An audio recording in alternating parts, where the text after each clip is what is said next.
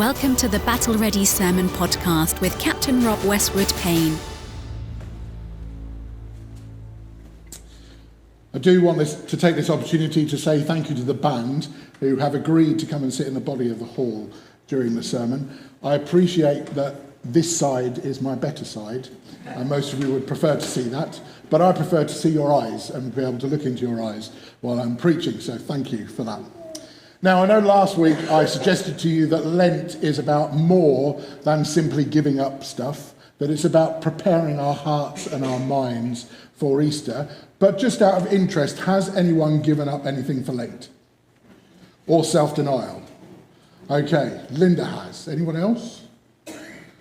Linda is on her own in this self-discipline for Lent. So I have a story just for Linda this morning as a way of encouraging you. And it's not too late. I know Lent started last Wednesday, but you might be so encouraged by this story that you decide to give up something for Lent as well. So there was a man named Sam. And Sam worked in an office. And he was a Christian, and his co-workers knew that he was a Christian. And it came to one Lent, and he decided he was putting on a little bit too much extra weight, and perhaps he should give up the sugary snacks that it was more difficult to say than it was to do. Sugary snacks that he so enjoyed, and to lose a little bit of weight and to use Lent to prepare for Easter in that way. So he told his co-workers that that's what he was going to do. He was going to give up all his sugary snacks and all the things that he liked eating during the day, and he would do that during the period of Lent as he prepared for Easter. So imagine his colleagues' surprise the next morning when Sam walked into the office with a box of steaming, hot, sweet-smelling donuts in his hand. His co-workers said to him, "Hang on a minute, I thought you were supposed to be on a diet. You're not supposed to be eating these kind of sugary things." And Sam replied and said, "Well, God said that I could have these donuts." Now that's the sort of explanation that needs a wider explanation. So his co-workers said to him, "Come on, Sam, what do you mean God told you that you could have these donuts?" And he said, "Well, I was driving into work this morning and I knew I was going to drive past the donut shop. And I said to God, if you would really like me to have a hot, steaming, sweet-smelling, beautiful donut this morning, then please let there be a car parking space outside the donut shop." And do you know, on my 8th way round the car park, there was the space. I think it was Oscar Wilde who said, "I can resist everything except temptation." I can resist anything except temptation. And that's what temptation is like, isn't it? Anybody else suffer with temptation, or is it just me? Anybody want to confess to suffering with temptation this morning? Yeah, good. Okay, that's good. This message is not going to be wasted then. Some of you suffer with it, and the rest of you are telling fibs. Everybody suffers with temptation, and we find it difficult to resist it. The story that we heard from Genesis chapter 2 and Genesis chapter 3 of Eve in the garden reminds us of this issue of temptation. And I think it has something to say to us today. And I think it may help us in how to resist temptation. The first thing that we need to work out about this story is what was Eve's motivation for giving in to the temptation that she gave into in eating the fruit from the tree of knowledge of good and evil. Was it that the fruit was more beautiful than any other fruit in the Garden of Eden? Well, we don't necessarily know that. Was it that it was going to taste better than any other fruit in the garden? Well, we don't know that either. Was it the wily words of the serpent? Well, certainly the serpent had something to do with it. But the heart of the motivation for Eve giving into this temptation we find in verse 5 of chapter 3, which says, this is the serpent speaking to Eve. "God knows that your eyes will be opened as soon as you eat it, and you will be like God, knowing both good and evil." That was the motivation for Eve giving in to her temptation and being unable to resist it. If you wanted to sum it up in one word, it is power. It is control. What Eve wanted more than anything else was the opportunity to have control of her own life. to have control over her own destiny, to be able to step out of God's will and to be independent of God and to decide for herself the way that life was going to go.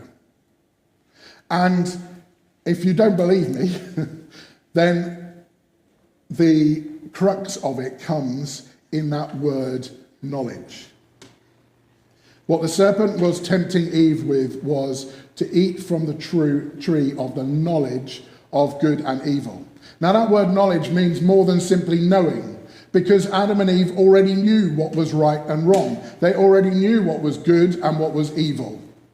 Even if you just take eating the fruit in the garden, Adam and Eve already knew what was right and what was wrong, what was good and what was evil, because God had said to them, you can eat any fruit from any tree in the garden, that's good, except the fruit from the tree of the knowledge of good and evil. If you do that, that's bad, that's wrong, that's evil. They already knew the difference between right and wrong, between good and evil. God had said to them, you have dominion, you have power, you have management, stewardship over all of the plants and the animals in the garden. So they knew that if they looked after the plants and the trees in the garden and they looked after the animals, then they were doing right. And if they neglected the trees and the plants in the garden and the animals, then they were doing wrong. They already knew the difference between right and wrong. They already had knowledge in terms of knowing good and evil. God had also said to them, multiply yourselves over the earth. And so in the context of that command, it would have been right, they would have known that it was right to have children and wrong to remain celibate and not to have children. They knew the difference between right and wrong, between good and evil. So what is this knowledge of good and evil? Well, when you dig deeper into it and you look into the Hebrew word that we translate as knowledge, it also has this idea of judgment, of actually being able to decide what was right and wrong. And suddenly things fall into place when you know that. So what Eve was after, what Eve was tempted by, was to be able to decide what is right and what is wrong. And by extension, to be able to say that what God said was wrong, eating from the fruit of the tree of knowledge and good and evil to start with, was actually right. Do we not still suffer from that temptation today? Does the world say, just do whatever you think is right? Not what God says is right. Just do whatever you think is right. We still suffer from this in humanity today. We want the power, we want the control to be able to say what is right and what is wrong. We want to be God in our own lives. Now, it's very difficult to go against a command of your Creator. And the only way that you can really do it is to be able to justify it for yourself, to rationalise why you're going to give in to that temptation rather than resist it. And that's exactly what Eve starts to do. If you have a look at verse 6 in chapter 3, the woman was convinced. She saw that the tree was beautiful and its fruit looked delicious, and she wanted the wisdom it would give her. So she took some of the fruit and ate it. Then she gave some to her husband who was with her, and he ate it too. Men, if you're sitting there smugly thinking this is all to do with Eve, Adam was there as well. He would have had the same temptation and gave in to the same temptation. But Eve starts to rationalise why she should be able to give in to this temptation. First, she says the fruit is beautiful. That's how the world tries to tempt us. The world tries to tempt us that things are beautiful. There are people up and down this country and in this world who do all sorts of things to try and fit in with what the world says is beautiful. They will go to extreme dieting and exercise regimes in order to be able to fit in with what the world says is beautiful. They'll put makeup on, they'll use Instagram filters, whatever it takes so that they can try and look at what the world says is beautiful. And we fall for these people, and we follow these people, and we try to copy them without thinking about what's really inside. We only look at what's on the outside. Now, I don't want to be controversial this morning by naming anyone, but I am pretty sure that all of us could think of one person, whether it's a celebrity or somebody that we know in our lives, who outwardly looking looks beautiful, but we know from their actions and their behaviour and their words and their thoughts that they are far from beautiful inside, where it really counts. The world will try to tempt us with what it thinks is beautiful, and we will often justify giving in to temptation because something is beautiful. The second rationalisation that Eve comes up with is that it would be good to eat. In other words, it's useful. How many of us use useful and utility as an excuse to give in to temptation? You know what? We really need this third car because it would be so useful for X. Or maybe, you know, that gadget that can do X, Y, and Z, we need one of those because it can do X, Y, and Z. Maybe that's just my temptation. I can see Gail looking at me over there. So many times we give in to temptation because we convince ourselves that something would be useful and it would make our lives better. And what we discover is it doesn't really make life better, and it's a burden, and it makes life worse. The third thing that Eve says is that it will give her exactly what she's after. It will give her the wisdom that she craves. And when she's talking about wisdom, she's talking about that knowledge of good and evil. In other words, the right to decide what is right and wrong, independent of God. Now, the really sad thing is that Eve gets exactly what she asked for, but not in the way that she thought it was going to be. She learned wisdom the hard way by making the wrong decision. And humanity has been suffering ever since Eve and Adam made that decision. That they knew better than God, and they wanted to decide for themselves what was right and what was wrong. If we're honest, the basis of us giving into temptation, whatever that temptation is us saying, God, we know better than you. And we want to control our own lives. We want to control our own destiny. We want to decide what our purpose for life is, not what your purpose for life is. And we've been making those decisions ever since that day in the Garden of Eden. Wanting to decide for ourselves what is right and what is wrong. So how do we resist it? How do we resist it? Elliot's trying really hard. He's on the mercy seat. Maybe that's the answer. We should all be at the mercy seat. But maybe this one rather than that one, because that's putting temptation in the way.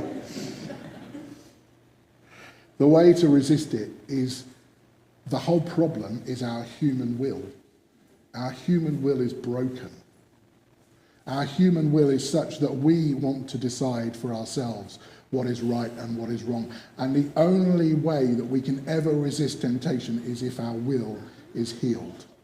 And there is only one person who can heal our will. We have to approach God and ask him to heal our wills so that we can resist temptation. Now that's a frightening thing to do. To approach our holy, majestic, pure God and say, actually, God, you know what? We've got it wrong. We shouldn't be choosing what's right and what's wrong. We want to choose what you want for our lives. Except it's not as frightening as it seems. Because the God we approach, the God who we ask for grace and mercy from when we fail to resist temptation, is the same God who came in human flesh. He's the same God who came to earth as Jesus Christ. And what we know about Jesus Christ is he was tempted in all the ways that we are tempted. He was tempted by Satan in the desert with power.